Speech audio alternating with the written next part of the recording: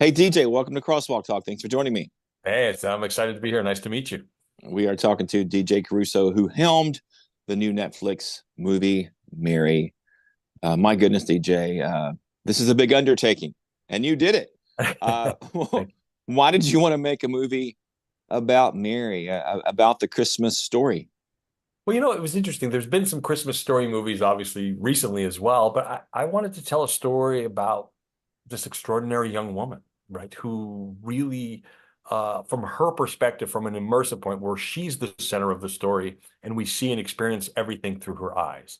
And so that to me was the challenge of making the movie and the reason to make the movie, because it would give us a different perspective, not so much a distant perspective from like a postcard looking in, but like to be in the movie immersive with her and to celebrate her grace, her love, her extraordinary courage. Because I think sometimes what gets overlooked, oftentimes what gets overlooked is her humanity and the experiences and the apprehensions and fears that she would have in undertaking delivering this great gift to us.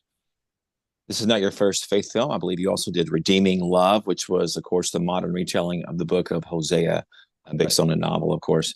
Yeah. For Mary, what were the challenges to staying true to the biblical story? You don't want to make everybody mad, Yeah. but you want to practice creative license as well. What were the Yeah. challenges there for Well, the you? challenges are, first of all and foremost, you honor the scriptures and you use the scriptures as your narrative and your foundation. But for me, there was really the simple thing because it was like, this is a Mary for everybody. I didn't want Catholics to love it and the Protestant. This is Mary to celebrate who she was as a woman. And I thought if we literally anchor this in our goals of saying, we want to celebrate her grace, we want to celebrate her courage, we want to celebrate her selflessness, and we want to celebrate the love that she brings to the world. If that's infused in this and that's what we're doing, and everyone knows that's the reason to make the movie, then that's going to make it accessible to everybody. And that was really important. But to anchor it in the scripture that we all know or think we know well, and then kind of go for that. But there's not tons and tons of stuff with Mary in the scriptures, right? So with a lot of even what we think we know has been filled in. And so how do we honor that creatively, cinematically, and pay reverence to it and fill in those gaps? That's where we have to, as filmmakers, make sure that if our message is right, that when we do fill in these gaps and help the story and the narrative, that we're doing it with reverence and love. Actress Noa Cohen, I believe that's how you pronounce her name. She portrays Mary. Did a wonderful job. How did Noah how did she fit in your concept of Mary? You Well, had she, lots of choices for actresses. Why did yeah, you we pick did. her? Yeah, we did. I think what I loved about Noah, to me, it struck me right away as soon as I saw it because she has this grace and she has this beauty and she carries herself in such a wonderful way. But at the same time, she's completely accessible. She lets you in and the audience will feel a closeness to her. Noah in real life is very athletic. She's intelligent. She loves music. She's a great actress. And all of those elements, I thought, if I can embody Mary with this grace and this beauty, but also the accessibility that allows you to get in. And all great movie stars have it, whether it's Julia Roberts or Sandra Bullock or anybody, even Margot Robbie. Like there's an accessibility to them, and Noah had that accessibility. It's rare to find it all in one package like that. And so I really imagined that if I can find her, and being a man of faith, you get down on your knees and you pray before you start. Like, and you go, dear Lord, please, I need to find the right Mary. I can't just settle on somebody. I need to find her. And I felt like Noah was a gift to me. Anthony Hopkins portrays King Herod, and King Herod is portrayed as very, very evil. You don't walk away from this movie thinking he's an okay guy. What were your goals with Hopkins' character King Herod? Well, the goals were to understand that yes, he was evil, and to understand that he at the same time was a great empire builder. He built amazing things. He built the Caesareum, he built the temple, he built the Colosseums for like the first time in Jewish shore in Jerusalem. You can have like the gladiators were coming in because there was sort of this Roman influence. But Herod was very misunderstood. And I think for him, it was always trying to make up for what he didn't have. And Sir Anthony grasped this and understood Herod wasn't a Jew, but he was king of the Jews, right? And he was made king of the Jews by the Romans, even though he defended the Jews. And so the Jews that he ruled never accepted him. So he was always like, let me build you the second temple for your God. It will be the greatest temple you've ever seen. But they were like, this is opulent. You're not understanding our God. So he was always searching for the approval of somebody.